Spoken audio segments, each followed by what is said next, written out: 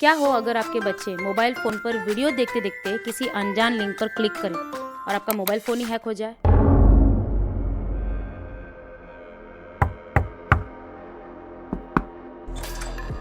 Ma'am parcel thank you. OTP बता देना ma'am. 1 minute. It's 4531। Thank you.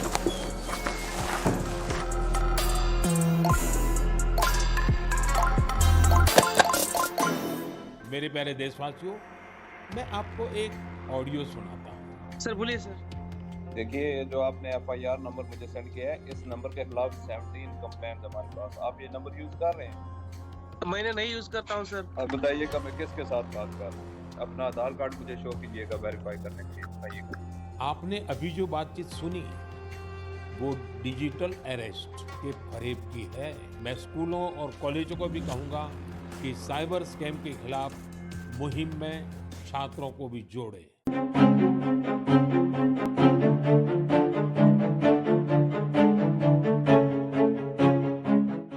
ये जो कहानी अभी आपने देखी, इसके सारे किरदार तो काल्पनिक है, लेकिन ये कहानी असली है।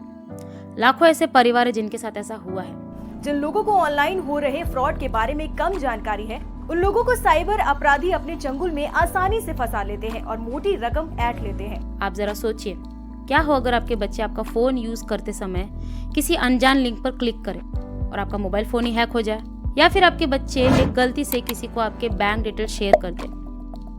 बच्चों की इसी नादानी और ऑनलाइन दुनिया के खतरों से अनजान रहने से शायद आपके बैंक अकाउंट भी चुटकियों में खाली हो सकते हैं। यहाँ पर आप क्या करेंगे? साइबर क्राइम रिपोर्ट के मुताबिक अगर आपके पैसे ऑनलाइन फ्रॉड में चले गए तो 10% से भी कम चांस है कि आपको पैसे वापस मिलेंगे, और इसमें बैंक और पुलिस भी कुछ हेल्प नहीं कर पाएगी। जब हम स्टडीज कर रहे थे तब हमें बहुत सारे ऐसे वीडियोस मिले जो ऑनलाइन फ्रॉड पर बने हैं, लेकिन एक भी ऐसा वीडियो नहीं मिला जो बच्चों को सिखा सके कि ऑनलाइन दुनिया में सेफ कैसे रहना है। ये वीडियो आप अपने पूरे परिवार के साथ देखें ताकि आपके बच्चे ऑनलाइन दुनिया में सेफ रह सके। अब जानते हैं कि ये ऑनलाइन स्कैमर्स काम कैसे करते हैं। दरअसल ये आपके 3 वीकनेस पर अटैक करते हैं। सबसे पहला कम जानकारी, दूसरा डर और तीसरा लालच। चलिए अभी मैं आपको आसान तरीके से समझाती हूँ एक एक कमजोरी पर कैसे वो अटैक करते हैं और आप उनके जाल में फंस जाते हो। कहानी है विशाल की, जो कि 4th क्लास में पढ़ता है। दिवाली की छुट्टियां चल रही है, इसलिए वो अपने पापा के फोन पर वीडियो गेम खेलता है। वीडियो गेम खेलते समय उसे एक कॉल आती है। विशाल को एक बुरी आदत है बिना पापा मम्मी को बताए उनके फोन रिसीव करने की। इस बार भी वो फोन उठाता है। सामने से एक आदमी की आवाज आती है जो कि पूछता है, क्या मेरी बात मिस्टर शर्मा से हो रही है? विशाल तुरंत आंसर देता है, पापा मॉर्निंग वॉक के लिए गए हैं, बताइए क्या बात है? कॉलर जवाब में कहता है, मैं आपके पापा के इंश्योरेंस कंपनी से बात कर रहा हूँ। आपके पापा की इंश्योरेंस पॉलिसी डीएक्टिवेट हो चुकी है। उसे फिर से एक्टिव करने के लिए आपके मोबाइल पर एक QR कोड आएगा, उसे स्कैन करना है। विशाल कहता है कि पापा आने के बाद मैं उन्हें बता दूंगा, लेकिन कॉलर कहता है ये QR कोड खाली 1 मिनट के लिए है, आपको तुरंत इसे स्कैन करना जरूरी है। क्या आपको स्कैन करना आता है? विशाल प्राउडली कहता है, हाँ मैं स्कैन कर सकता हूँ। फोन पर QR कोड आता है, विशाल स्कैन करता है और कॉलर थैंक यू बेटा बोलकर कॉल को कट कर देता है। विशाल को लगता है उसने बहुत ही बड़ा काम किया है, लेकिन फिर पापा घर पर आता है और मोबाइल फोन का मैसेज देखकर हक्का बक्का रह जाता है। मैसेज था, योर अकाउंट इज डेबिटेड, यानी उनकी सारी कमाई हवा हो चुकी थी। फिर समझ आता है ऐसा कोई इंश्योरेंस पॉलिसी उन्होंने कराई नहीं, वो ऑनलाइन स्कैमर था। ऑनलाइन स्कैमर्स अलग अलग तरीकों से आपको QR कोड स्कैन करने के लिए कहेंगे। कभी इंश्योरेंस पॉलिसी, कभी बैंक का QR कोड, या फिर कभी ऑनलाइन शॉपिंग के लिए आपको QR कोड स्कैन करने कहेंगे। जैसे कि आपका कुरियर आया है, उसको आप तक पहुंचाने के लिए आपको QR कोड को स्कैन करना है। ऐसे कई तरीके हैं जिससे आपको कहेंगे और आप शायद इसमें फंस भी जाओ। अब यहाँ पर गलती किसकी थी? विशाल की ना समझी, या यूँ कहो कि उसके QR कोड स्कैन के बारे में पता ही नहीं था कि इससे चोरी भी होती है। अगर विशाल को इसके बारे में पता होता तो शायद ये फ्रॉड ना होता। QR कोड यानी क्विक रिस्पॉन्स, ये आसानी से ऑनलाइन बन जाते हैं। हमें इस बात का ही ध्यान रखना है कि कोई भी अनजान QR कोड या आपके WhatsApp पर या किसी सोशल मीडिया पर आए हुए QR कोड पर स्कैन नहीं करना है। पहले आपको जानकारी लेनी है कि किसका QR कोड है, फिर ही आप स्कैन करें। इससे आपके मोबाइल फोन हैक हो सकते हैं और आपकी डिटेल्स भी उनके पास जा सकती है। अब दूसरी कहानी है रोहित की। रोहित घर पर अकेला है। उसके मम्मी के मोबाइल फोन पर एक अननोन नंबर से कॉल आती है। रोहित कॉल उठाता है और सामने पापा की आवाज में एक आदमी बात कर रहा होता है। रोहित बेटा। फोन पर पापा की आवाज सुनकर रोहित बात करने लगता है, लेकिन पापा की आवाज थोड़ी चिंताजनक थी। रोहित बात करता है तो पापा कहते हैं, रोहित बेटा मेरा एक्सीडेंट हो चुका है, मेरा मोबाइल फ़ोन टूट चुका है, मैं अभी हॉस्पिटल में हूँ और मैं किसी और नंबर से तुम्हें कॉल कर रहा हूँ, मुझे पैसों की ज़रूरत है, तुरंत मम्मी के मोबाइल से मुझे पैसे भेजो। रोहित डर कर तुरंत पैसे भेज देता है, लेकिन बाद में समझ आता है पापा बिल्कुल ठीक है, पापा का एक्सीडेंट हुआ ही नहीं है। तो फिर फ़ोन पर किसकी आवाज़ थी? क्या वो रोहित के पापा नहीं थे? दरअसल वो एक ऑनलाइन स्कैमर था जिसने रोहित के पापा की आवाज़ को कॉपी किया था AI की मदद से।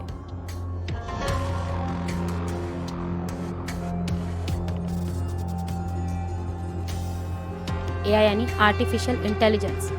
AI इतना आगे बढ़ चुका है कि आपकी आवाज़ और आपके चेहरे तक कॉपी कर सकता है, मिमिक कर सकता है।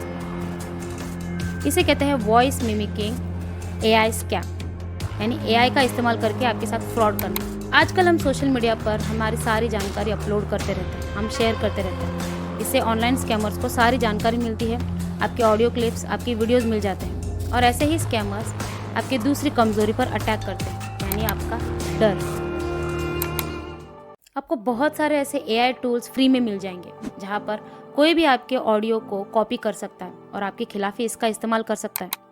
ये जो अभी कहानी आपने रोहित की देखी, ये सच्ची घटना से प्रेरित है। ऐसे बहुत सारे केसेस हैं जहां पर AI के इस्तेमाल से अपने रिश्तेदार की आवाज़ में बात कर ऑनलाइन स्कैमर्स ने लोगों को ठगा है। इसमें से एक है लखनऊ में सबसे पहले AI का केस रजिस्टर हुआ था, जहां पर एक 25 साल का नौजवान अपने रिश्तेदार को पैसे ट्रांसफ़र कर देता है उनके फ़ोन पर बात करने के बाद। वो पहचान ही नहीं पाता कि जो फ़ोन पर बात कर रहा है वो उसके अंकल है या कोई और। आपको आपका दोस्त बनकर फोन कर रहे हैं। इसके लिए ये AI वॉइस क्लोनिंग टूल की मदद ले रहे हैं। ये टूल इतने सलीके से आवाज की नकल करता है कि आप खुद आवाज में अंतर नहीं कर पाते और फ्रॉड का शिकार हो जाते हैं। साइबर अपराधी सबसे पहले शिकार चुनते हैं, फिर उसके नाते, रिश्तेदार या दोस्त की पहचान की जाती है।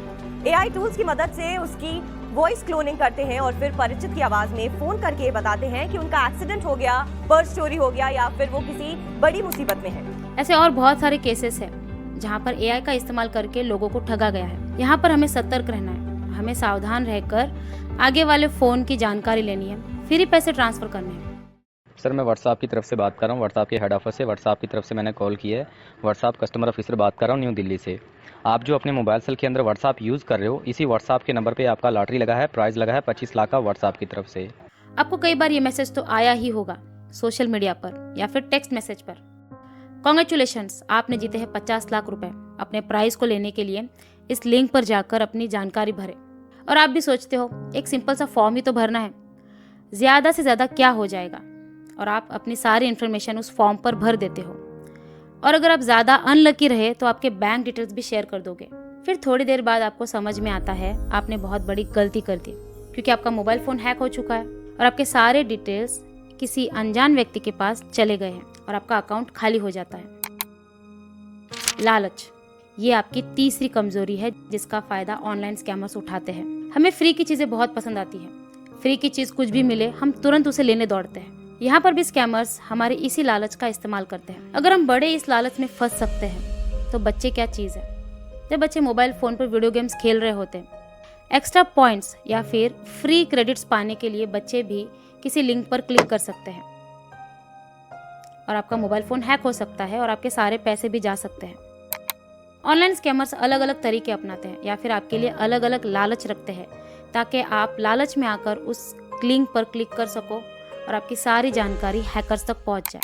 इसे कहते हैं फिशिंग लिंक स्कैम, यानी ऑनलाइन स्कैमर किसी भी तरीके से आपको लिंक पर क्लिक करने कहेंगे और आपकी सारी डिटेल्स ले लेंगे। यही बात आपके बच्चों को भी समझानी है कि कोई भी अनजान लिंक पर किसी भी लालच में आकर क्लिक ना करें, तभी आप सेफ रह पाओगे। भारत में अब तक पिछले 5 सालों में साइबर क्राइम 1000 गुना बढ़ चुका है। यानी इसको ऐसे समझते हैं 2019 में 26,049 केस साइबर सिक्योरिटी पोर्टल पर रिपोर्ट हुए थे। वही 31 अगस्त तक ये बढ़कर 47 लाख हो चुके हैं। अगर आपके साथ साइबर क्राइम हो भी जाए या फिर डिजिटल फ्रॉड हो जाए तो आपको क्या करना चाहिए? अगर आपके साथ ऐसा कुछ हो जाए तो आप cybercrime.government.in पर जाकर अपनी कंप्लेन रजिस्टर कर सकते हैं। इस पोर्टल पर आपको स्टेट वाइज नंबर भी मिल जाएंगे। ऐसे एक और हेल्पलाइन नंबर है 1930 या फिर 112। इस पर आप कॉल कर अपनी प्रॉब्लम बता सकते हो और आपके साथ डिजिटल फ्रॉड हुआ है इसके बारे में बता सकते हो। पहले चरण में मैंने कहा रुको, दूसरे चरण में मैंने कहा सोचो, और तीसरा चरण कहता हूँ एक्शन लो। राष्ट्रीय साइबर हेल्पलाइन 1930 डायल करें, cybercrime.gov.in पर रिपोर्ट करें, परिवार और पुलिस को सूचित करें, सबूत सुरक्षित रखें। रुको, बाद में सोचो और फिर एक्शन लो। आपसे एक सवाल पूछूं, दुनिया का सबसे ऊंचा स्टैचू कौन सा है? आपका जवाब होगा स्टैचू ऑफ यूनिटी। लेकिन स्टैचू ऑफ यूनिटी का और डिजिटल स्कैम का क्या संबंध है? संबंध है, बहुत ही गहरा संबंध है। वीडियो के स्टार्टिंग में मैंने आपको बताया था कि ये ऑनलाइन स्कैमर्स आपके 3 इमोशंस पर अटैक करते हैं: कम जानकारी, डर और लालच। आपकी ये कमजोरी स्कैमर्स की ताकत बनती है। कोई भी ऊंची से ऊंची इमारत या ऊंचे से ऊंचे स्टैचू को खड़े रहने के लिए उसका बेस स्ट्रांग होना बहुत ज़रूरी होता है। वैसे ही अगर आप चाहते हो कि आपके साथ ऐसे स्कैम्स ना हो तो आपके जो 3 इमोशंस हैं वो स्ट्रांग होना ज़रूरी है। अगर आप अपने इन 3 इमोशंस को स्ट्रांग कर लो, मजबूत कर लो, तब आपको भी कोई भी ऑनलाइन स्कैमर्स ठग नहीं सकता। उम्मीद है ये आपको वीडियो पसंद आया होगा और आपको बहुत सारी इन्फॉर्मेशन मिली होंगी। ज़रूर आप अपने फैमिली के साथ बैठकर इसके बारे में डिस्कस करें और इन्हें डिजिटली स्मार्ट बनाएं। जैसे कि वीडियो के स्टार्ट में मैंने आपको बताया था कि दुनिया में कुछ भी फ्री नहीं होता। घबराइए मत, मैं आपसे इस वीडियो के लिए पैसे नहीं मांग रही। मुझे बस आपसे 3 चीज़ें चाहिए। आप इस वीडियो को लाइक करें, शेयर करें और सब्सक्राइब करें।